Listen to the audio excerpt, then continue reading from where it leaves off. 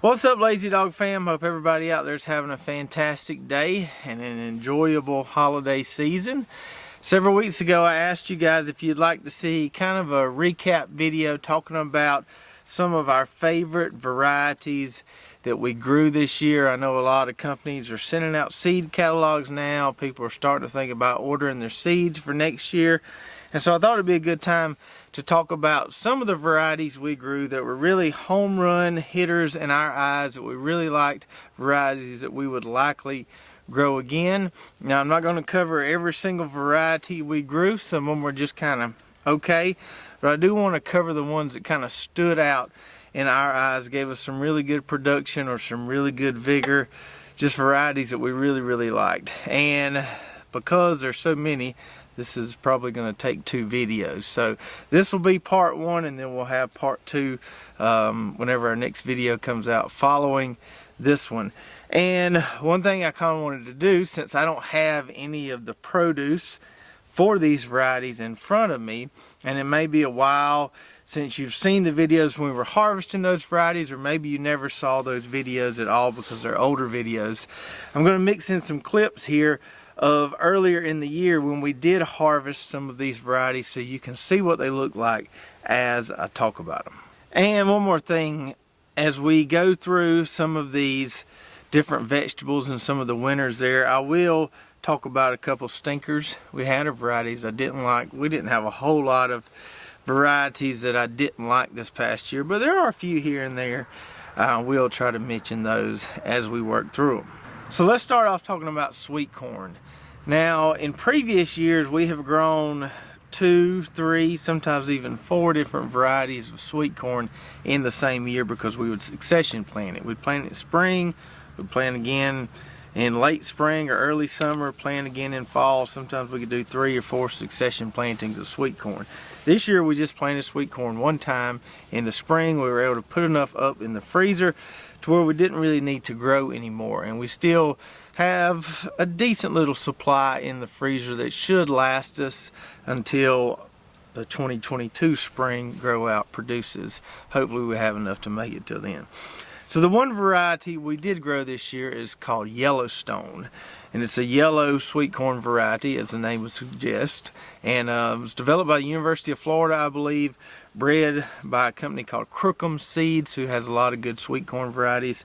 And this variety is what they call an augmented super sweet. Now, some people get all GMO scary when they hear that term augmented, but that's not what it means at all. So augmented super sweet means it has super sweet kernels and it has SE or sugary enhanced kernels. I won't get into corn genetics a whole lot in this video, but it has 2 different kernel types on it. The super sweets kernels on the cob give it some really sweetness, really good flavor, and then the SE kernels on the cob give it a really nice kind of crunchy texture. And to be honest, it was probably the best sweet corn, best tasting sweet corn I've ever grown. We really like it. We eat some of it probably about every week. We pull some out of the freezer and eat some. It's just a great combination of flavor and texture. And so in growing that variety, I'm really sold on these augmented super sweet types. Now, the seeds are a little more pricey and they are a little more finicky to germinate. You got to wait till the soil cools, or excuse me, the soil warms a little bit in spring to plant them. But I'm really sold on these augmented super sweet types. Now, one thing I've noticed, I was on Crookham's website earlier, and they don't have Yellowstone listed as an augmented super sweet variety anymore. Not sure what happened there. They just calling it a regular super sweet now. I don't know if they changed the breeding on it. Not really sure what happened. I haven't talked to anybody, but I did notice that as I was doing some research for this video. Now, I did find another augmented super sweet variety on their website that I think I'm going to grow, and that one's called Solstice, and that's a bicolor. So we're probably going to stick with the augmented super sweets next year.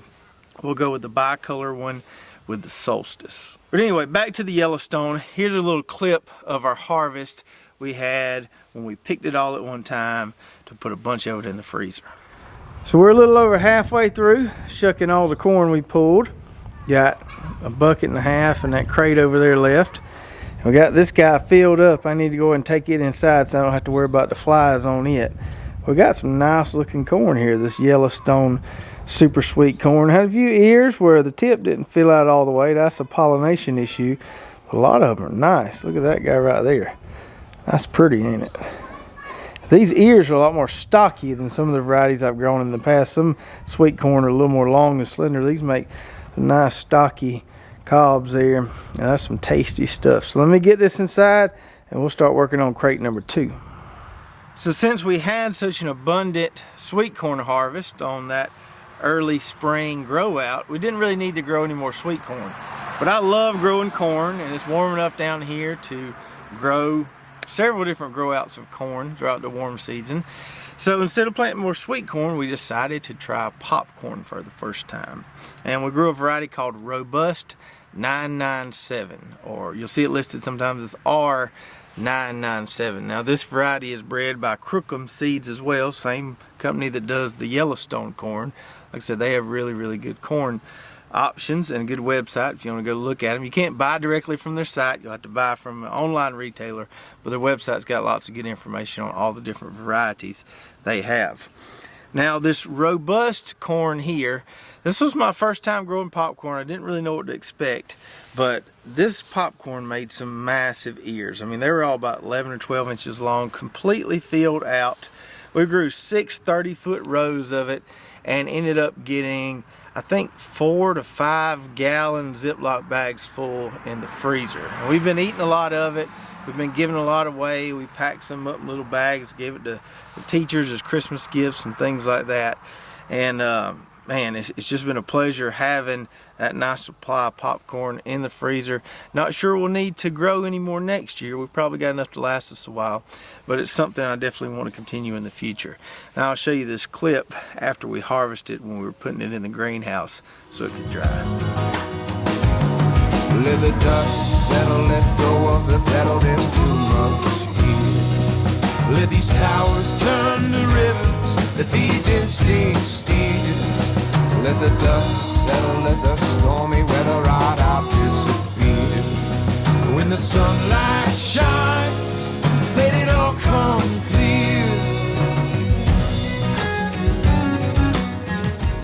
Well, it's a good thing I didn't grow no more than I did.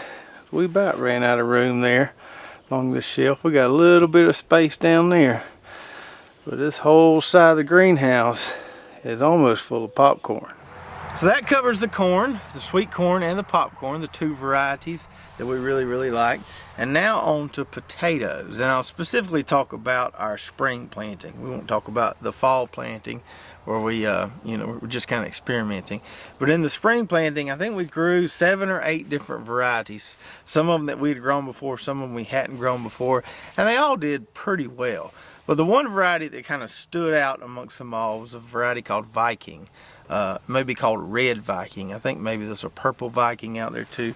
But this was the Red Viking. So it was a red potato, and the harvest we got off one 30-foot row was just amazing. I think we got 80 plus pounds of potatoes from planting 5 pounds of seed potatoes on a 30-foot row, and they were all just big and beautiful, and they tasted really good, and it just blew me away. I'd never seen that kind of production just off a 30-foot row making that many potatoes. All right.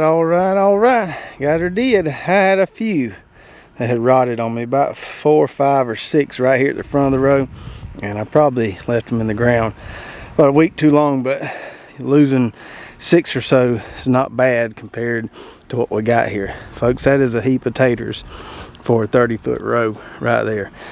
I mean, a lot. That's the first row where I've had to go get a 3rd bucket, and you can see there we got 2 full and 1 about half full, and we got some absolute monsters here. That's my biggest one there.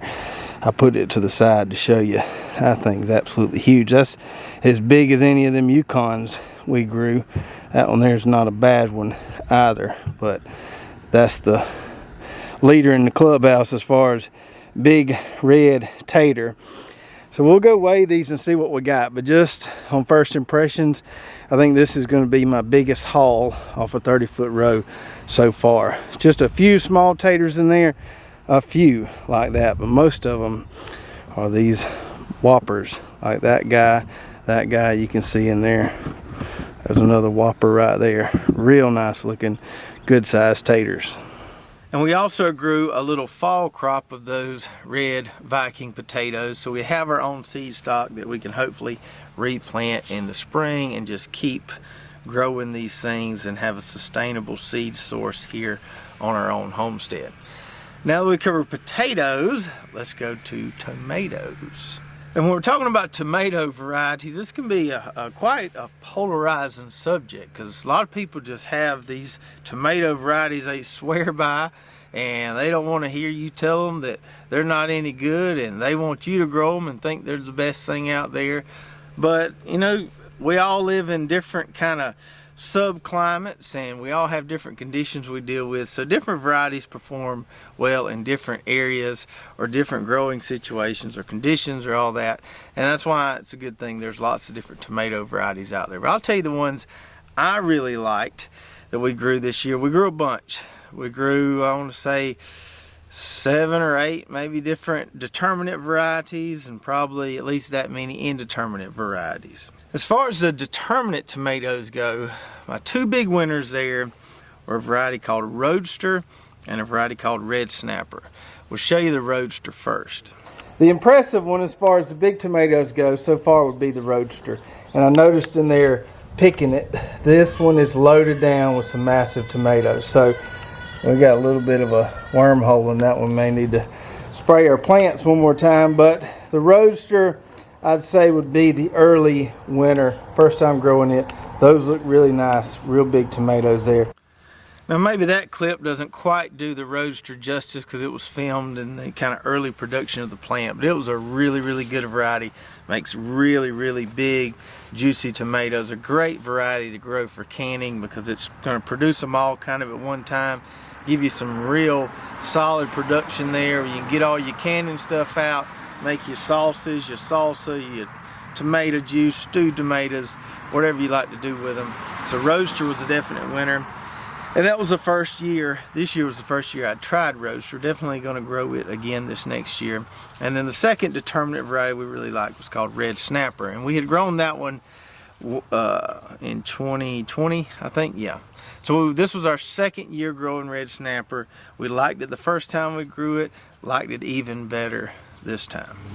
And then I want to show you some of these tomatoes here. So on our Instagram and Facebook page, I've been posting some pictures of some of those big Kellogg's breakfast tomatoes we've grown. But I think as far as weight, and I don't have a way to weigh these yet. I got me a little scale coming, but I'll probably eat these before that happens. These are massive. These are big, heavy tomatoes. They feel like they weigh a couple pounds each. So this is a hybrid variety called Red Snapper. I've grown it for 2 years now, and it makes some of the biggest tomatoes I've ever seen as far as a hybrid goes, not an heirloom. And just check that out. Now that one's got a little bit of a skin up spot on the side there, but it'll be all right. I've just been letting these sit in my office and kind of get real red and ripe, but man, aren't those pretty? Really like this variety, and it's one that kind of I plan to grow year over year as long as it, you know, stays available. You can't ever tell what's going to happen with hybrids, but as long as that variety is available, I kind of plan to have it in my garden. And as you saw in that clip there, just some monster tomatoes for a determinate variety there. And that's what I really like about the Roadster and the Red Snapper. They just make really big tomatoes, lots of good flavor on them, lots of good disease resistance on the plant, lots of good production. In my mind, nothing really not to like about those 2 varieties. And as far as the indeterminate tomatoes go, there were 3 varieties of all the different ones we grew that really kind of stood out for me. Number 1 would be the Kellogg's Breakfast. Just made massive, beautiful, kind of yellow to orange meated tomatoes. Probably the best tasting tomatoes of all the varieties we grew, determinate or indeterminate. You don't get the production from them that you do like a Roadster Red Snapper, but the production wasn't that bad for an heirloom. I was surprised. It produced more than heirlooms traditionally do produce for me down here. So really like the Kellogg's Breakfast. Just really tasty tomato. Another heirloom that was pretty close to that would be the German Johnson. It was a good one. It wasn't as productive as Kellogg's, but it was a red tomato. Makes a pretty good sized tomatoes, and they were really tasty as well. Had some nice acidity to those. So we had those two heirlooms there that we really liked, the Kellogg's Breakfast and the German Johnson. And then there was one hybrid indeterminate that we really liked, and that one was called Lemon Boy, which is kind of the yellow version of Better Boy. And it had really good production on it, better production than the Better Boy red tomatoes we grew, and they tasted really great. Watch this clip of me making a wonderful tomato sandwich with some of those Lemon Boy tomatoes. Now if you're gonna do this, you gotta do it right. You need to have the right kind of mayonnaise. Around here, it's Duke's mayonnaise. Now I understand some parts of the country are partial to blue plate mayonnaise. I got a buddy that went to law school at LSU, and he says down there they swear by blue plate. So I'll let you people over in Baton Rouge slide, but everybody else, you need to be using the right kind of mayonnaise. Also, need to make sure you follow official garden rule number 41. Don't be peeling your tomatoes. Breaks my heart to see somebody peeling a fresh tomato. This knife right here ain't the sharpest knife, but it's gonna work. Get some nice thick slices here. That's a pretty tomato right there. So got some bread. We're about out of mayonnaise. I'm gonna have to get on to my wife about that. Maybe we get enough here to make it work. I could use a little more mayonnaise on there, but somebody's gonna have to go to the grocery store.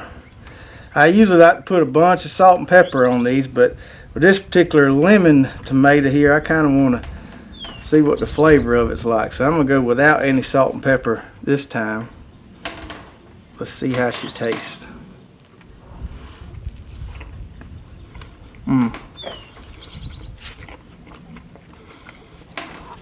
That's a fine tomato right there. Not a whole lot of acidity to it, what you expect with these yellow tomatoes like this right here. And some people can't handle the acidity of tomatoes. And if it bothers you, gives you heartburn or whatever, you might want to try some of these orange or yellow ones. But that's got a nice sweet taste to it. Really good tomato. Man, that was good. I wish I had one of those tomato sandwiches right now.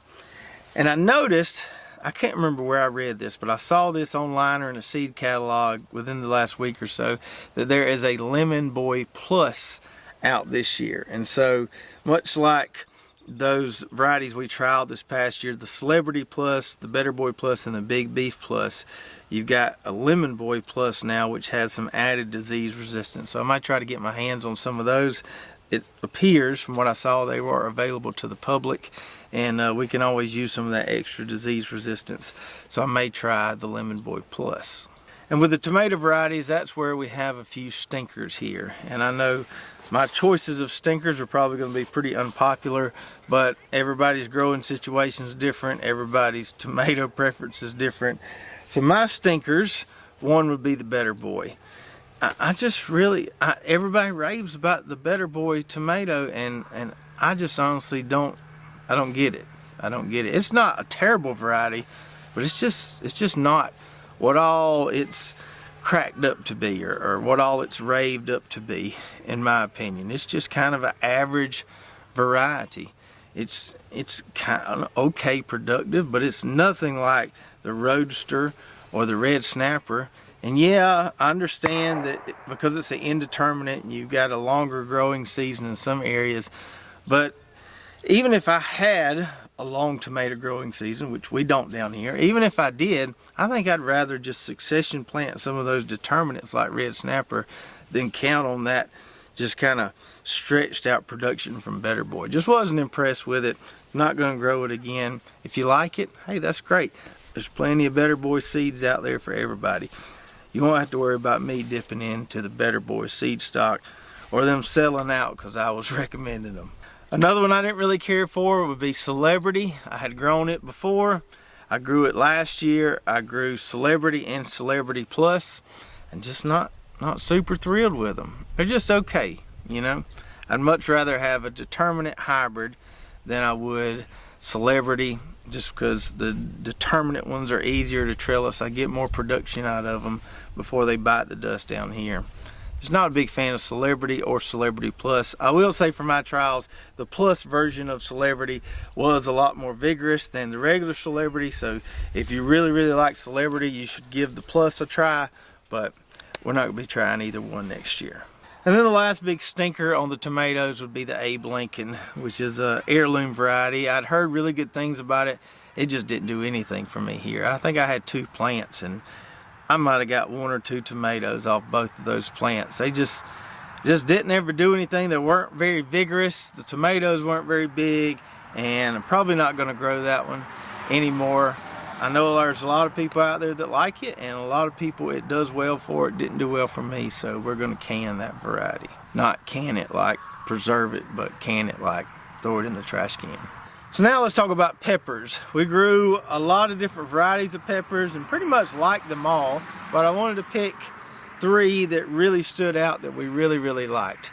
So the first one would be the Santa Fe Grand pepper. Now this is a yellow to orange to red pepper that's got about the same heat as a jalapeno. And if you've been following the channel for a while, you know we made a lot of different fermented hot sauces with a lot of different peppers that we grew. But this hot sauce here that I made with this Santa Fe Grand peppers is by far the best one I made. It has so much flavor to it, just a little bit of heat, not really hot. But so much more flavor than that Tabasco hot sauce, which is really hot.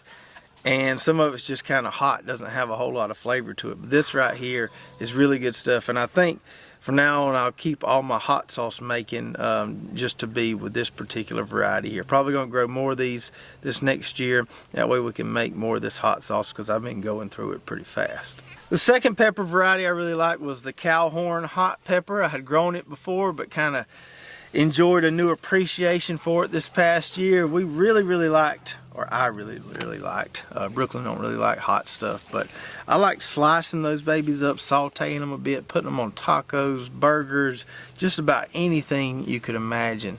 I just think it's a real versatile pepper. It's got a little heat to it, but it's not too hot, and they're just really easy to slice, saute up, and just add as kind of a garnish or a topping to anything. And so definitely going to grow some more of the COWHORN peppers next year. And the last winter pepper variety would be the King Arthur bell pepper. Now I've grown a lot of different bell pepper varieties over the years, but I think this one made consistently the biggest bell peppers and made more of them than any variety I've tried so far. So I really like the size on these, and they were really productive. And as far as bell peppers go, that's my top variety at this point, just based on the size of the peppers and how many they made. Now let's talk about cucumbers. And we grew several different varieties, and I'm only going to mention one here as a true winner. And it was a variety called Supremo, a pickling cuke. Now we planted this one as a succession planting, so we planted it kind of late spring, early summer. And I really like the production on it. Gave us a lot of nice fruits there. The size of it just made a nice blocky pickling cuke. Had some really good disease and pest resistance, considering we planted it, you know, in the early summer there. It was growing through the early summer when some of that pest and disease pressure kind of ramps up, and it performed really well. So that's a keeper for me in the cucumber category, the Supremo there. And I'll show you this little clip here from our harvest. So I really enjoyed this variety so far. The Supremo cucumber seems pretty disease resistant. Doesn't seem near as diseased as that squash is over there. We got a little bit here, but you're gonna get with all that wet, humid weather we've been having. But these things are heavy producers. I mean, look at all those flowers on them there. And one thing I like is it just makes a really nice cucumber. You can see there. It's just a nice blocky. It's a little more blocky than other varieties I've grown. Just a pretty little pickle there. And all of them are pretty consistently this size. So I like the consistency on it. I can see why the commercial guys around here grow this variety, and I'll probably definitely grow it again. It's filling up the trellis nice. And it looks like we're gonna have some good production from this variety for at least another 2 to 3 weeks. So if you live in an area like we do where you tend to have some heavy pest and disease pressure, but it's also warm enough to where you can succession plant things like squash and cucumbers, you might want to consider the Supremo as a second round. If you've got an heirloom variety you like that's maybe not as resistant, plant it in the spring when the pest and disease pressure is not going to be that bad. When those are kind of toast, plant around with Supremos because they can take a little more pressure than some of those heirloom varieties. And then the last vegetable we'll cover on this particular video, on part 1, will be summer squash. And I've got 2 to mention here. The first one would just be a yellow, I think it was a straight neck, it might have been a semi-crook neck, but just kind of your standard yellow squash. We grew a variety called Delta in our first planting, and I really liked it. It had some phenomenal taste, had really good production. Sometimes we were getting 3, 4, maybe even 5 squash per plant, per picking. Seemed to be pretty disease resistant, so Delta is definitely a winner for me on the yellow squash. And our squash is starting to put out some home run production here, especially these guys, these Delta squash. That one there has, shoot, 4, 5, 6 on it already. That one there needs to be picked. But it's getting to the point where we're going to start really having a lot of squash. We'll be eating a lot of squash, giving away a lot of squash.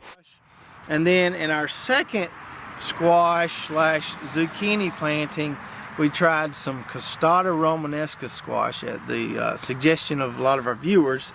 We grew a standard heirloom variety, and then we grew a hybrid called Parthenon, or Parthenon, I can't remember exactly how to spell it. And the hybrid really outpaced the heirloom variety. And I really like the Costata Romanesca zucchini. Really good texture, really good flavor on those. I don't know that I'd grow the heirloom one again. It just didn't really produce enough for me, and kind of succumbed to a lot of the pest and disease pressure. But that hybrid one is a winner in my book. So that covers about half of the winners from some of the vegetable crops we grew this past year. And on part 2, our next video, we'll cover the second half, including things like watermelons, okra, winter squash, pumpkins, all that good stuff. And if you agree or disagree with any of my selections, I'd love to hear your commentary and why you like or dislike some of the same varieties that I like or dislike. And before we go, I just want to take this opportunity to wish my lovely wife here a happy birthday. Some of y'all may not know this, but Brooklyn is a Christmas baby, so her birthday will be tomorrow. And so y'all all wish her a happy birthday. Thank you. We'll have a big day. She, bless her heart, her whole life, she's not had her own birthday party. It always has to be combined with Christmas, but we try to make it special around here. So y'all wish her a happy birthday, and we hope everybody out there has a Merry Christmas. Merry Christmas. Oh, farewell. By the beauty of your life,